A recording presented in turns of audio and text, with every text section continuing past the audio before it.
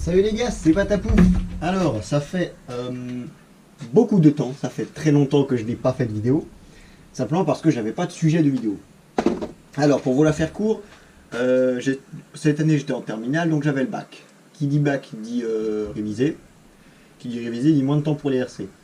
Surtout qu'en plus, depuis mi-novembre, je me suis mis à la musculation.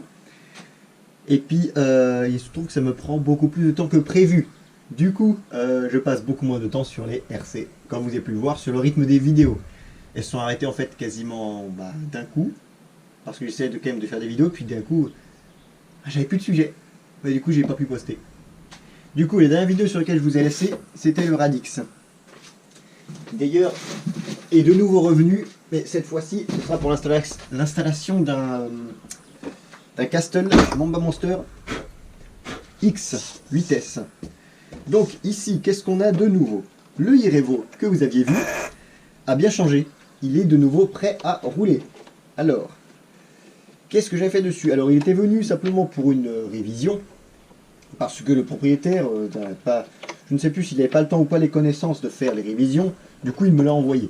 Et puis moi du coup j'ai fait la révision, ça m'a permis de découvrir une nouvelle machine que je ne connaissais pas jusqu'à maintenant.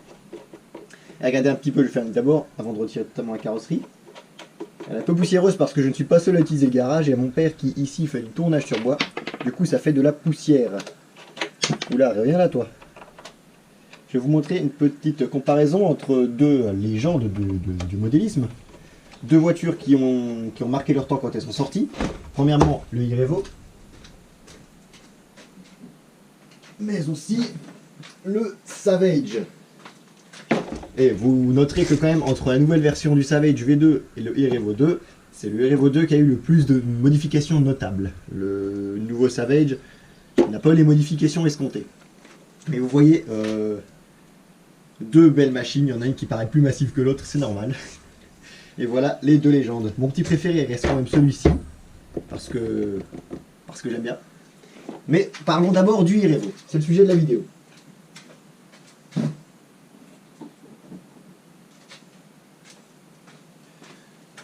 Le Irevo, c'est une machine qui se place entre le Truggy et le Monster Truck, parce que de sa construction, on va savoir pourquoi il est apte à rouler très bas au sol.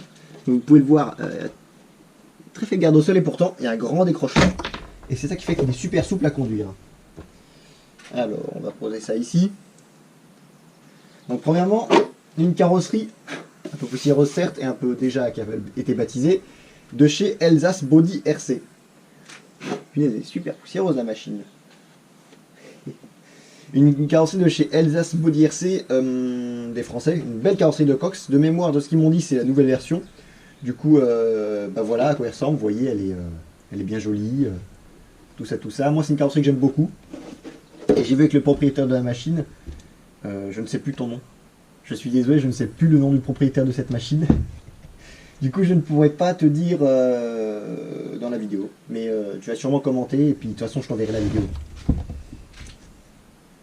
Donc, c'est une machine que j'ai beaucoup aimé travailler dessus.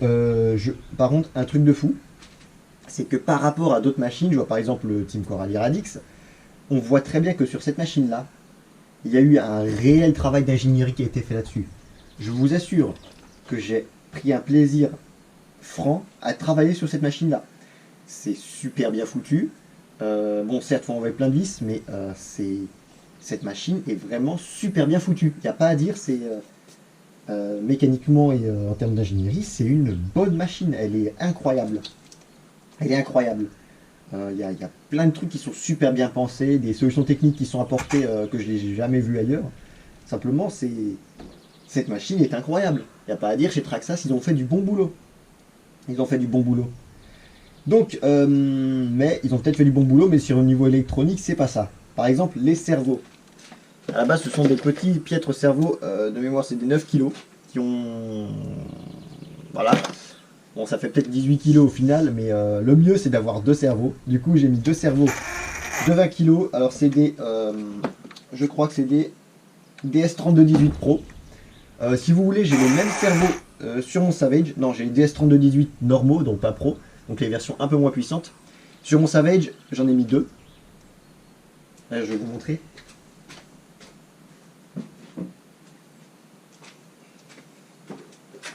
J'espère qu'on va bien voir. Oula. Regardez-moi ça. Je vais mettre la caméra pour voir si on voit bien. Logiquement, là, vous voyez bien les 2 cerveaux là. Voilà. 2 cerveaux de direction. Parce qu'un seul, ça suffisait pas. Et du coup, je peux vous dire que ça tourne bien.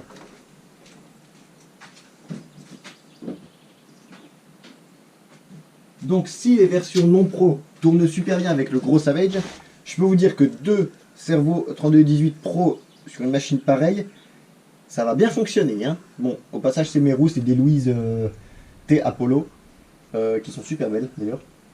Des roues de Truggy, parce que j'avais un projet de faire un Savage Truggy. Mais les événements ont fait que j'ai toujours pas pu commencer. donc. Bien, j'ai une mouche qui traîne. J'ai donc mis 2 cerveaux DS3218 Pro à la direction, que j'ai bien réussi à calibrer. Comme je vous le disais, c'est bien foutu parce que pour la fixation des cerveaux, il y a des tout petits détails au niveau de la fixation des cerveaux qui font que c'est bien foutu. Il n'y a pas à dire, il y a un réel travail qui a été fait dessus. C'est ça qui est génial chez Traxxas. C'est ça qui est génial. Tu payes certes du prix, mais tu payes une machine bien conçue et sur laquelle il y a eu un réel travail. Et ça c'est génial. Ça, c'est génial. Donc, je t'ai donc changé les cerveaux, ça j'ai déjà dit. J'ai refait les différentiels. À l'avant de mémoire, j'ai mis 100 000. Et pourtant, vous voyez, même à 100 000, c'est loin d'être bloqué. Vous voyez. À l'arrière de mémoire, c'est 50 000. Ouais, ça doit être ça. Ça doit être ça. Et au centre, il restait un petit peu de 20 millions. J'étais persuadé d'avoir un petit peu de graisse 20 millions qui me restait, mais j'en ai plus. Du coup, ce que j'ai fait, c'est que j'ai rempli de 1 million. Ça fait qu'au final, à l'utilisation, c'est plus dur que le peu de 20 millions qui restait, parce que c'était juste pour coller les dents, ce qui restait vraiment. Donc j'ai mis de la 1 million, comme sur mon Savage, et au final, vous voyez, c'est génial, c'est génial. Ça fait un effet amortisseur de couple, et en même temps, c'est pas un axe rigide. Donc c'est ça qui est génial avec le 1 million au centre, c'est que tu as un vrai comportement de monster truck, axe quasiment rigide, tout en ayant un amortisseur de couple pour pas défoncer ton diff arrière. En parlant des diffs, j'ai changé les roulements des pignons parce qu'ils étaient quand même un peu fatigués. Je pense aussi que c'est dû au fait que tu avais mis les cardans GPM. Cardan GPM qui est très très lourd quand même. Et niveau ajustement, c'était pas exceptionnel, du coup il bougeait un petit peu. Et je pense qu'avec les vibrations, ça avait flingué le roulement. Et donc voilà, ça c'est changé, je te le laisse quand même parce que voilà. Mais il est quand même super lourd pour un cardan GPM. Et comme je vous le dis à chaque fois, GPM c'est bien, mais c'est pas exceptionnel non plus. Il est quelle heure? C'est correct. Donc, j'ai changé donc certains roulements qu'il y avait à faire. J'ai aussi mis les cardans Traxxas, bon qu'on va pas apercevoir ici. Bon, on va peut-être apercevoir s'il veut bien. Peut-être apercevoir sous les cerveaux là, rapidement. Bon, bref, tout ça pour vous dire qu'il y a les cardans Traxxas qui coûtent certes cher, mais qui sont, j'espère, à la hauteur de leur prix. Et comme ça, tu devrais plus être embêté niveau casse de cardan, parce que tu avais cassé un cardan à l'avant, mais je pense que c'est parce que le cardan il avait été mal conçu chez GPM. Du coup, il s'usait et ça bloquait le pin, et là, ça pétait. J'ai bien remarqué qu'il était bloqué. Et en plus, GPM, c'est pas ouf. Donc, tu as des cardans Traxxas, avant, arrière, enfin au niveau du centre. Comme dit, j'ai refait les diffs. J'ai aussi refait les suspensions. Sous les conseils de Mani, j'ai mis de la 900 CST. Heureusement que j'en avais. Du coup, tu as 900 au carré. Et j'ai déplacé les points d'ancrage des suspensions. Et je peux vous dire qu'à l'utilisation, elle est super soyeuse. C'est une machine, elle se pose. Et à l'utilisation, vraiment, là on est bien. Et puis là on remonte. Hop. On a un décrochement maximal. Ce qui fait que pour la coincer, même avec des petits trous, elle est super agréable. Donc ça c'est franchement fantastique. C'est franchement fantastique. À ta demande aussi, j'ai repercé les triangles arrière au niveau des boules pour pouvoir enfoncer plus les rotules éviter qu'elle dépop du triangle lors des chocs. Donc j'ai renfoncé tout ça, et j'ai refait les angles évidemment. Donc logiquement, tu ne devrais plus avoir de soucis. Tu ne devrais plus avoir de soucis. Parce que tes rotules ne vont plus dépoper comme avant. Donc ça, c'est un point positif en soi. Qu'est-ce que je vais dire d'autre? Je crois que c'est à peu près tout. Tu as toujours cette superbe radio qui d'ailleurs... elle fait bien le taf. Hein. On peut dire ce qu'on veut, elle fait bien le taf pour une radio Traxxas. Enfin moi, j'ai pas eu de soucis. Je te passerai un coup de dépoussiérage avant de te l'envoyer parce que... Voilà. Je t'ai mis un aileron de buggy qui traînait. Un aileron simple, c'est un aileron de buggy quoi. Il est pas neuf parce que j'en ai pas de neuf. C'est un aileron... Un aileron tout ce qui est plus simple et avec la carrosserie.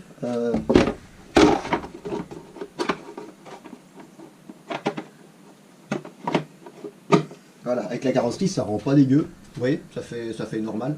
Donc t'as un bel aileron noir, une belle carrosserie noire. Je te mettrai des autocollants qui me restaient comme à ta demande. Tiens, regarde Elsa, ils ont même mis un mot.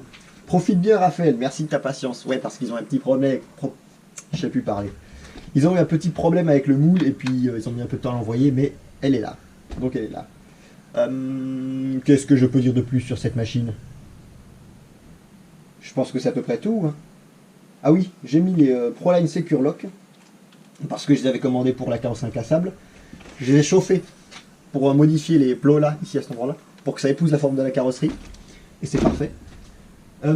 Elsa m'ont dit qu'on pouvait mettre l'arceau. Si on découpait certaines parties de l'arceau, on pouvait le foutre dans la carrosserie. Mais, je vous rappelle, c'est pas ma machine. J'ai préféré ne pas te découper l'arceau. Comme ça, l'arceau, tu le gardes si tu as une autre machine. Si un jour tu veux reprendre une carrosserie d'origine, tu auras toujours l'arceau. Donc tu ne seras pas obligé d'en racheter un. Donc voilà, tu as toujours l'arceau, tu as toujours de quoi refaire une carrosserie. Tes pièces de rechange, j'en ai utilisé, j'ai utilisé déjà la super clé pour les boules, mais j'ai pas eu tant de choses à utiliser. Donc voilà tes pièces de rechange, tu peux les garder, c'est ça qui est nickel.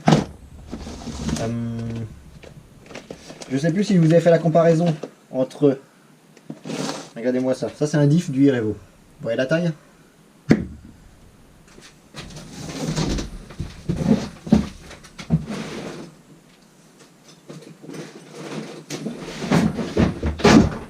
Ah, je vais tomber quelque chose.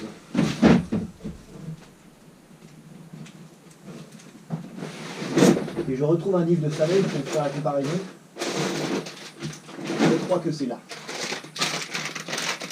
Non, là c'est toutes les noix.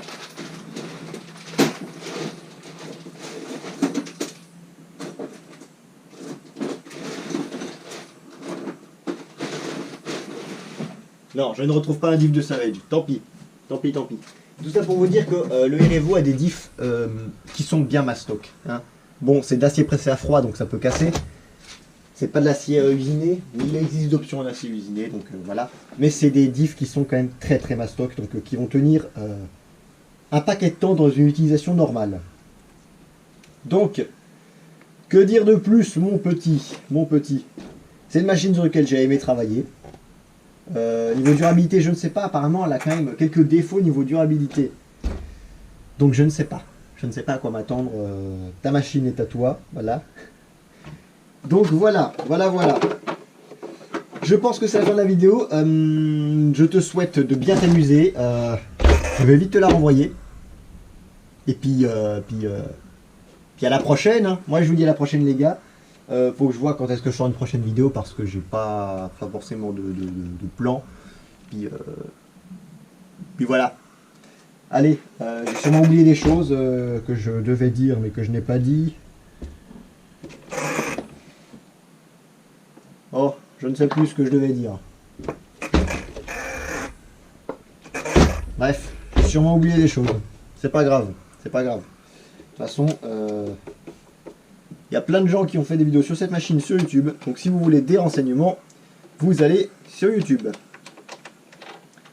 Et puis voilà. Alors attends, je ne sais plus. Voilà. Donc, C'est tout pour moi. Moi, je vous dis salut, bonne journée, bon après-midi, bonne soirée, selon quand vous regardez la vidéo.